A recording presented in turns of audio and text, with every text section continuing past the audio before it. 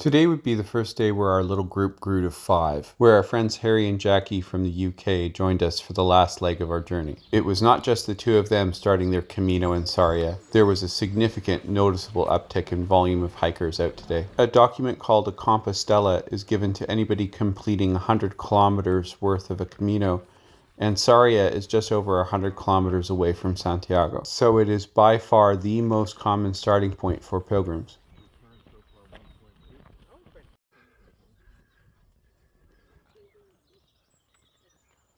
Not only were there more hikers on the trail today, we were also going to pass more towns in one day than any other on our Camino. So we were expecting a wide variety of options for cafes to stop for breakfast. We passed one nice looking one after a couple kilometers, but because Perry said we hadn't earned it yet, we passed it by. And of course, we didn't see another one for what seemed like a really inordinate number of kilometers, especially for new hikers expecting an early morning coffee. Of course, we didn't let Perry hear the end of it. This was the breaking of Rule 1 of the Camino.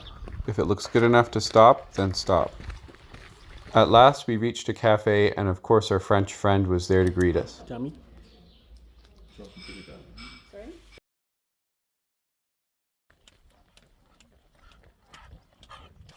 About halfway through our day, we passed a plinth marking the 100 kilometer to go mark, apparently measured down to the meter. Galicia was full of reminders that we were in a place with Celtic roots, including the occasional piper acting like a busker on the trail.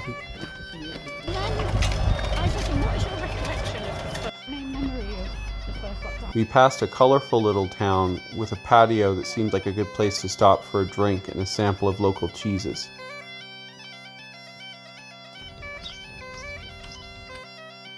With Portomarín in sight, our destination for the day, we crossed a very wide section of the Minho River that felt more like a lake, and climbed a very ceremonial-looking set of stairs to enter into the old town, where we went to the town square for lunch outside of the local church. Food was great: roast baby squids, stuffed peppers, and padron peppers. After a quick stop in la Iglesia de San Juan, we picked up supplies to head to the cottage that we had rented for the night.